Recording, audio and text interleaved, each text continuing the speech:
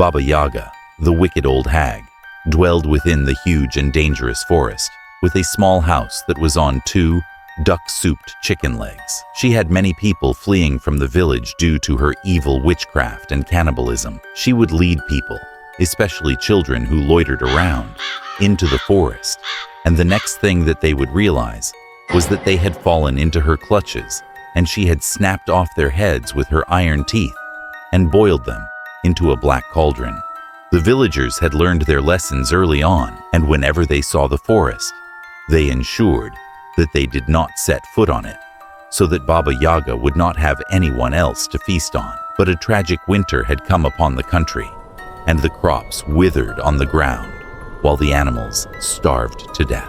Land shortage was also acute among the villagers, and as the food stocks depleted, some dared venture into the forest in search of edible fungi, berries, anything to get the family through the next day.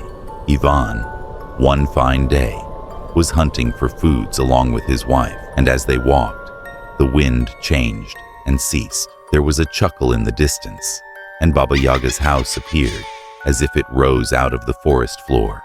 The chicken legs began dashing about the roots and rocks, and it was bringing the tiny hut right to them. Baba Yaga opened the door wider, her white unruly hair flying like a storm, her iron fangs gleaming. Ivan clasped his wife by the hand, and they both fled as best as they could.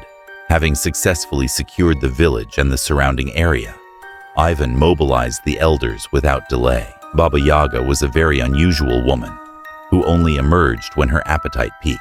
Of course, it can be assumed that she intended to gain more weight in preparation for the winter evenings. Thus, they had to maneuver fast to safeguard their subjects. The men toiled hard into the night, hacking down trees and making palisades round the border of the forest. Women covered their children well and ensured they were close to the fire, since one might get snatched by ghosts at night.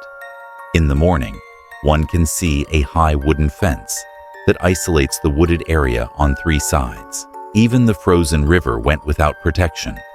It was too wide to build a barrier around. All they could do was to pray that Baba Yaga was being controlled. Originally, it appeared to be effective, since everyone remained silent. They begin to wonder whether they might ever hear the evil laughter again as weeks pass by. But people were still getting abducted. The young woman here, the hobby old man there, and every night the rations diminished. The belts were drawn on the tighter, and Baba Yaga's appetites were whetted. Last off, little Ivan, who was named after his courageous father, disappeared one chilly afternoon, with heavy hearts and burning anger in their chests. The villagers convened at the common area of the town. At night, Baba Yaga had taken too much.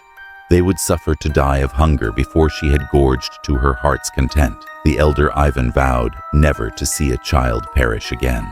He assembled the fathers and their axes. Early in the morning, they would storm Baba Yaga's hut and free her from her evil deeds. This is because the mothers wept and children shouted, but the men who were to go to war had made up their minds. Together, they would deal with the ancient evil. The next morning, Ivan took the fathers to Baba Yaga's hut with axes that had blade parts decorated with silver. The chicken legs were depicted standing motionless in water that had frozen into sticky mud. Desperate now, Ivan flung his body against the door, and it burst open. It opened at once, and I went inside the relatively dark interior of the hut. He raised the axe and prepared to get that kid-eating witch indoors. However, instead of Baba Yaga, little Ivan looked up at him. He was sitting in the corner, staring with a look of relief on his face after seeing his father. The other missing villagers were also present, and as chained and frightened as the rest of them, but otherwise, they seemed to be healthy. Baba Yaga, the witch of the woods, was not present there. There are cheers and jubilation at the unbelievable rescue as the villagers are brought home from the water. But where was the witch? Was she able to escape from Ivan and his axe? Through the narrow ice floe, a faint column of smoke was visible against the backdrop of the snow-covered trees. They'd still be out there, but for Baba Yaga, It was the same. Survival came first. In the coldest winter, it would be up to the buds of spring to bring some sort of calm in the middle of all the turmoil.